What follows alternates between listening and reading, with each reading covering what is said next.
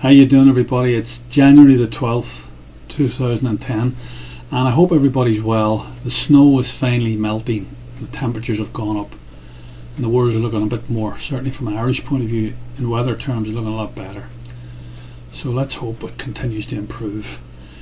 I just want to touch on 4 things today, and 3 of them relate to Ireland, and the other one relates to the bigger outside world. And the first little thing I want to touch on is Bertie Ahern and his mentor, the arch criminal Charles J. Haughey. And it's like sort of things coming full circle, as it were. Haughey ruled this place in the 80s, and one of the few decent things he did was he introduced a tax exempt policy for artists, because he thought he was like a, well, first of all, he thought he was Napoleon, and this is the whole, gives you an insight into the mindset of what went on in the 80s, still carried over today. You had a man running the country who claimed he was a great Republican, but he had a room in his house in Kinsealy dedicated to Napoleon. That would be like Ian Paisley having a room in his house dedicated to the Pope. And you had all these fellows down at the Fianna Fáil Ardèche just singing to him. Wheel up and follow Charlie.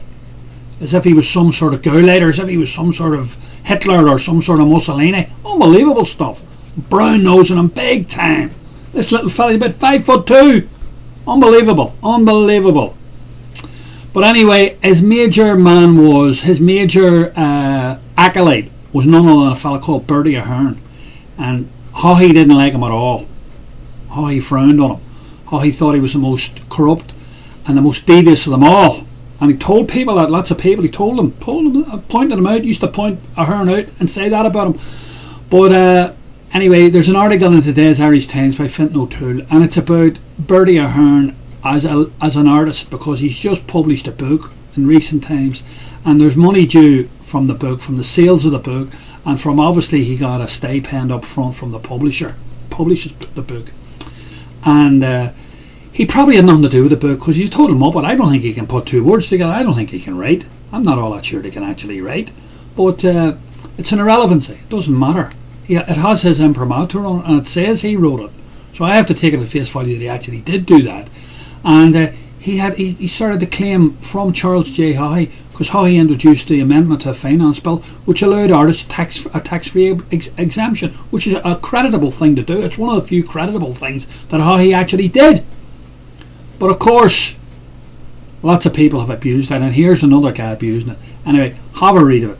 Fintan O'Toole, very nice man, one of the few correspondents we have that with any gravitas and with any integrity, and what he thinks about Charles J. Haughey in his book. Anyway, makes for interesting reading.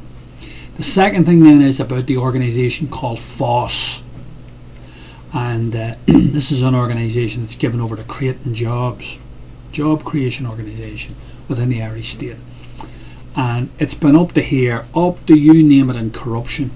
And even when we had full employment in the last few years, 4 or 5 years ago, and we had full employment, they tell us, and the state was booming, the state still gave it 1,000 million euros every year, 1 billion euros every year to find jobs for people, and it was full employment. So you know where I'm coming from. Anyway, have a read about it. They're supposed to be going to press charges against people within FOSS. Alright, sack them, whatever. Anyway, and the final thing then is Brian Cowan. And what's happened is, this is to do with the recent budget. It's only just been enacted, and they're going back on it already. Okay?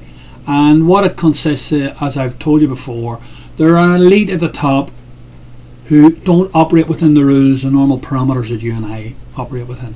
And there's 600 of these people, and this is within the civil service. And if you have a look at the article, it's in today's Independent, and it tells you about these 600 people who are at the very top of the triangle. And what's going to happen is they won't have the same deductions off their wages and off their salaries as the lowliest people. The lowliest people, who are the cleaners and all those sort of people, you know, those real people. Yeah, they have to get their they have to lose the 5% off their wages and that. But the people at the top are not. No, it's all going to be revised in their favour. 600 of them. So we all know who they are. They're all the first secretaries and assistant secretaries in all the various departments. They're all the Garda commissioners and assistant commissioners and all those sort of people. All the good and the mighty. You know all those people. All the good and the mighty. Anyway, have a read of it. Makes for interesting reading. And then the final thing I want to talk about, which is a much more serious thing altogether, is yesterday in Tehran, the capital of Iran. One of the nuclear physicists there, a leading fella, he's a university lecturer, a professor. So he would be the sort of intellectual guy for the actual technicians who would be involved in these nuclear programs. He would be a theorist. All right. He got bumped off. He got assassinated going to work.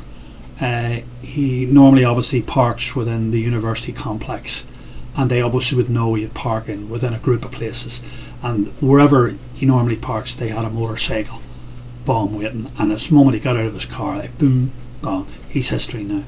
So what this does is it just gives you an insight into the fact that there's huge amounts of money, huge amounts of energy, and huge amounts of endeavour going in to destabilise Iran, to bring about a civil war within Iran, to ramp the whole thing up so that America and its allies can gain control.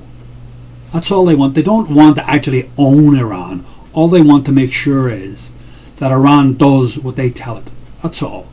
And in order to do that, they have to have a puppet government in place. That's the least they have. They either are going to seize it, which I don't think they'll do that, but I think they'll work towards getting a puppet government. Alright? So if they had the likes of Mousavi running the place, he would be ideal. He would do what they tell him, and they're fronting him. I have absolutely no doubt at the moment, and there would be some sort of a major internal conflict. And what will happen is that not obviously on the day, but from the time that they feel that they have control of the situation within Iran, that it's going their way, and that they have Iran within their thrall and within their sphere of influence, watch the price of oil then. Watch what will happen to the price of oil. They are going to rocket the price of oil. They're going to get it up to colossal levels. And it's all part of a deliberate policy. We've reached peak oil as far as they're concerned. There's lots of oil in the world, but it's just getting more and more difficult to get out of the ground. So they got to get the price of oil up so it makes it worthwhile to get out of the ground. And that suits everybody's interests. Certainly them. And we'll see what happens. We live in interesting times. Anyway, as I say, don't lose sight of that Iran. It's the epicenter of all that's going to be going on in the world over the next. All this Yemen and they're all little sideshows. Iran is where it's at. Anyway, we'll talk later. Bye bye.